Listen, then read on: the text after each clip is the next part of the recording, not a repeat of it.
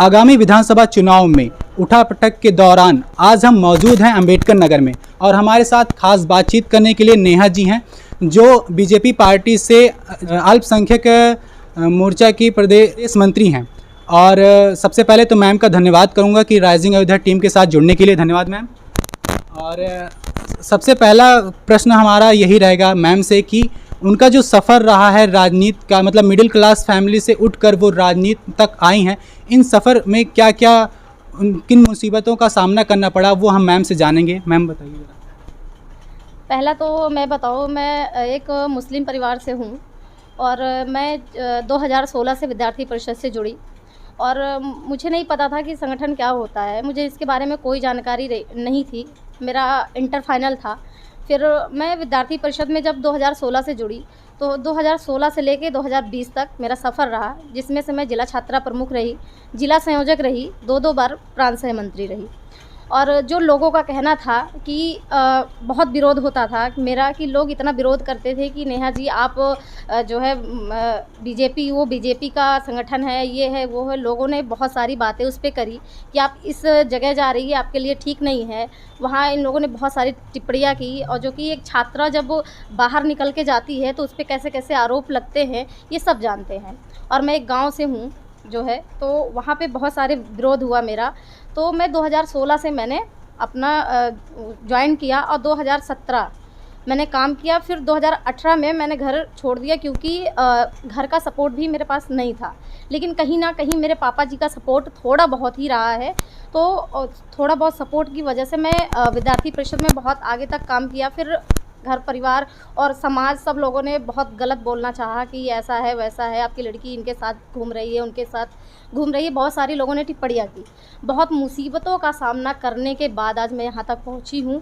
और कभी कभी क्या हुआ है कि ऐसा हुआ है मेरे साथ, ऐसे अभी इतने कम उम्र में मैं कभी ऐसा हुआ कि मुझे भूखे भी सोना पड़ा है। इसने कम उम्र में मैंने ये भी चीज़ें देखी हैं। मैम आपने अपनी कठिनाइयों के बारे में बताया कि किस तरीके से राजनीति में आप आई हैं, तो आप उन महिलाओं को या उनके परिवार वालों को क्या बताना चाहेंगी कि जो राजनीति को एक अच्छा करियर ना मान के अपने घर की लड़कियों को बाहर जाने से रोकते हैं। आप मुस्लिम वर्ग से, जैसा कि आपने बताया, तो मुस्लिम वर्ग में काफ़ी देखा गया है कि औरतों को काफ़ी पर्दे में रखा जाता है उनको, तो इस पर आप ऐसे पेरेंट्स को क्या संदेश देना चाहती हैं? देखिए, मैं ये नहीं कह रही हूँ कि मुस्लिम बहनें या जो माताएं हैं कि पर्दा गलत है, पर्दा कीजिए। लेकिन पर्दे के साथ साथ जो लड़कियाँ अपनी ज़िंदगी जीना चाहती हैं, मेरा यही निवेदन है उनसे कि वो उनको बाहर निकालें। क्यों? क्योंकि आज जो मुस्लिम परिवार लोग कहते हैं कि मुस्लिम परिवार के लड़कियाँ आगे नहीं निकल पा रही हैं, लड़के आगे नहीं निकल पा रही हैं, तो ये कमी कहीं ना कहीं हमारी है, उन माँ बाप की है। क्यों? क्योंकि बच्चों को पढ़ाना उनकी जिम्मेदारी होती है। तो कहीं ना कहीं ऐसा है कि माँ बाप पढ़ाते हैं लेकिन बच्चे नहीं पढ़ते हैं। लेकिन हमको उसका पूरा ध्यान देना है, क्योंकि देखिए सबसे ज़रूरी शिक्षा है। जब तक हम शिक्षा नहीं ग्रहण करेंगे तब तक हमारा कुछ नहीं हो सकता। तो ऐसे हम लोगों में ज़्यादा से ज़्यादा, जिस परिवार से मैं हूँ, जहाँ तक मैं जानती हूँ, सबसे ज़्यादा हम लोगों में शिक्षा की कमी होती है। तो ऐसे लोगों को जागरूक करने की आवश्यकता है। अब हम बात करते हैं विधानसभा चुनाव की, क्योंकि चुनाव आने वाला है और सभी पार्टियां जीत का दावा करती रहती हैं। तो इसी बीच में सपा सरकार ने भी एक बार एक इंटरव्यू में कहा था कि उनकी 400 के लगभग सीटें आएंगी, तो इस पे आप क्या कहना चाहेंगी? क्या आपकी बार बीजेपी नहीं आएगी क्या? ये उनका कहना सत्य नहीं है। क्यों? क्योंकि वो जो कह रहे हैं बीजेपी नहीं आएगी, बीजेपी ज़रूर आएगी। 2022 में भी बीजेपी चमकेगी। जो कहते हैं कि लड़कों से गलती हो जाती है, उनकी सरकार कैसे आएगी? वो महिला सुरक्षा की बात करते हैं, आरोप लगाते हैं कि बीजेपी जो महिलाएं हैं या जो अन्य महिलाएं हैं वो सुरक्षित नहीं है। मैं पूछती हूँ क्यों नहीं सुरक्षित है? अगर महिलाएं सुरक्षित नहीं हैं तो मायावती जी आज कहाँ हैं? स्मृति ईरानी जी हैं, सुषमा स्वराज जी रहीं। आज मैं एक माध्यम बताऊं तो मैं खुद हूं।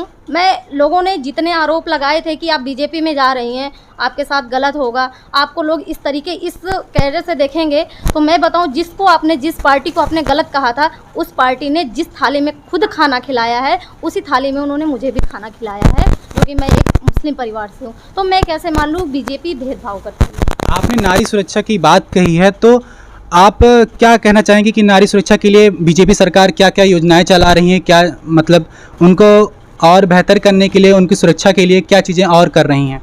देखिए हम जो है अभी एक सुरक्षा हम लाने वाले हैं मिशन शक्ति, जो एक मैं छात्रा होने के नाते जो मैं एक अभी अभियान चलाऊंगी पार्टी की तरफ से, जो संदेश मिलेगा तो उसी हिसाब से मुझे करना है कि एक नारी शक्ति जो नारी अब 12 बजे रात को भी पहले नहीं घूम पाती थी, आज लखनऊ में आप जाइए 12-1 बजे जितनी नारी हैं सब घूमती हैं, आपको रोड पे नज़र आती हैं। क्यों? क्योंकि वो उनको सुरक्षा है। मैम कहीं ना कहीं मैं जब भी जनता से बात करता हूँ या उनके बीच जाता हूँ तो ये बात उठती है कि कोई भी नारी के साथ दुष्कर्म होता है तो अधिकारी वर्ग जो हैं या और बाकी सभी लोग, उनकी आवाज़ सुनने के लिए कोई नहीं रहता। तो क्या ऐसा कोई प्लेटफॉर्म बन सकता है या बनाया जाएगा, बीजेपी सरकार करेगी कि डायरेक्ट वो मुख्यमंत्री जी से या जो वरिष्ठ लोग हैं, अधिकारी हैं, उनसे डायरेक्ट एक महिला बात कर सके और अपनी समस्याओं को उनके सामने रख सके?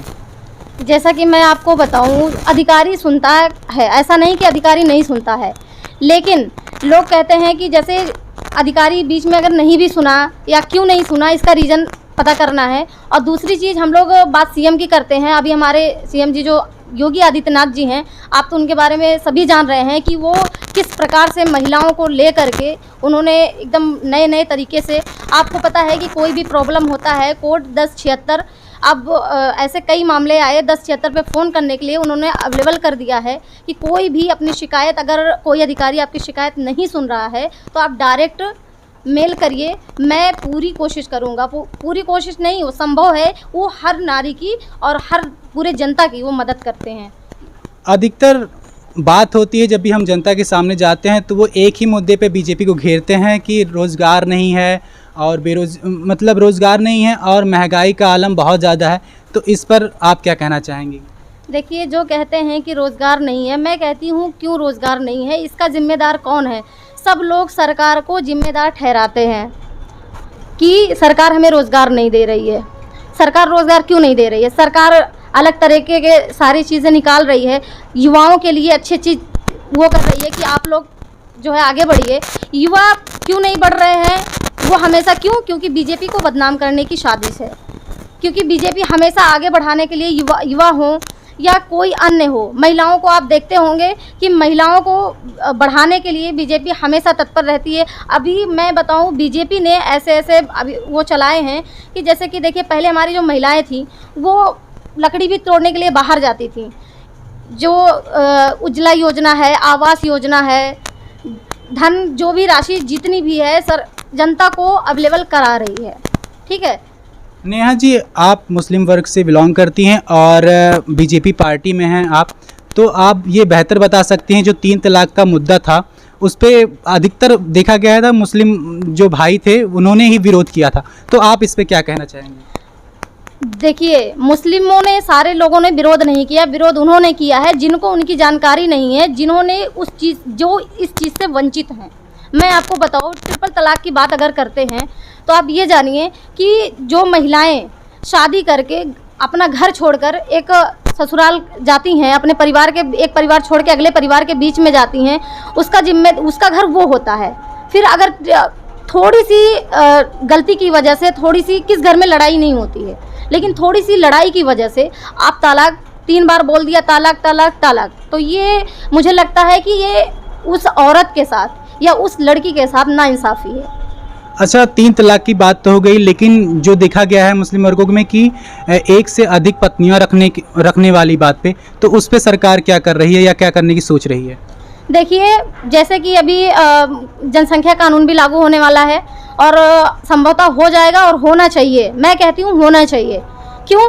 क्योंकि देखिए, पत्नियां रखने की बात, देखिए ये होता है कि पत्नी हर कोई एक ही रखता है और रखना चाहिए, लेकिन अब वो किस वजह से, लड़ाई की वजह से, यही मैंने कहा सबसे मेन कारण इसका तलाक, मेन कारण जो पत्नियां रखने का जो वो चल रहा है, इसको सरकार ने बंद करके बहुत अच्छा किया। क्यों? क्योंकि तलाक बंद हो गए तो शादियां कम होंगी। क्यों? क्योंकि ये होता है कि उनको तलाक दे दिया गया तो हम अगले से शादी कर लेंगे, अगले को तलाक दिया तो अगले से शादी कर लेंगे। तो सबसे अच्छा जो पीएम मोदी जी ने जो किया है, मैं उनका बहुत बहुत धन्यवाद देना चाहती हूँ कि उन्होंने ट्रिपल तलाक पर रोक लगाई।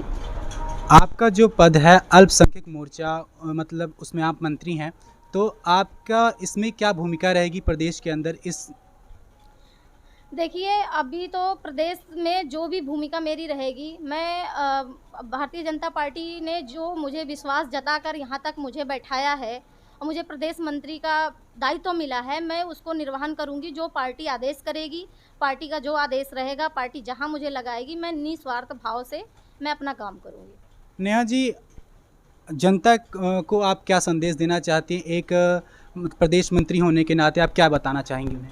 मैं जनता को यही बताना चाहती हूँ कि जिन चीज़ों से वो वंचित हैं, उस चीज़ को पढ़िए। देखिए, मैंने अभी जैसे बताया आपको शिक्षा, क्योंकि बहुत जगह ऐसे हैं, चाहे वो मुस्लिम वर्ग हो, चाहे कोई भी वर्ग हो, जहाँ शिक्षित नहीं है, उनको जो बता दिया जाता है वही जानते हैं। बहुत लोगों को आज ये भी पता है, गांव में आप चले जाइए, मैं गांव से बिलोंग करती हूँ इसलिए मुझे बहुत ज़्यादा जानकारी है। गांव में आप जाइए, किसी चीज़ के बारे में, किसी योजना के बारे में पूछिए, किसी गांव वालों को पता नहीं है। सबसे पहला तो हमें और सबको, मैं जनता को यही संदेश देना चाहती हूँ कि जागरूक, क्योंकि हम उन लोगों के बीच में जाएंगे, उनको जागरूक करना है और ये हो भी रहा है। और मैं यही कहूँगी कि वो सारे लोग, जनता है वो सारी बीजेपी को वोट करें। और जो बीजेपी कर रही है, लोग कहते हैं कि वो विरोध करते हैं लोग बीजेपी का, मैं उनसे यही कहना चाहती हूँ, आप बीजेपी का विरोध ना करें, उनका सपोर्ट करें और आप बीजेपी को वोट करें और भविष्य आपका बहुत अच्छा होगा। जैसा कि नेहा जी ने बताया कि शिक्षा एक बहुत आवश्यक चीज़ है जागरूकता लाने के लिए लोगों को, और दूसरी बात उन्होंने ये भी बताई कि बीजेपी को ज़रूर वोट करें। अब ये आप पर निर्भर करता है कि आप किसको वोट करते हैं या नहीं करते हैं, पर ये खास बातचीत नेहा जी के साथ रही। सबसे पहले तो धन्यवाद कहूँगा कि उन्होंने अपना कीमती समय दिया, धन्यवाद मैम। और फिर हम लोग मिलेंगे, जल्द मिलेंगे आपके अगले वीडियो में, तब तक बने रहिए। मैं बलराम तिवारी, मैं के साथ मिलते हैं राइजिंग अयोध्या में।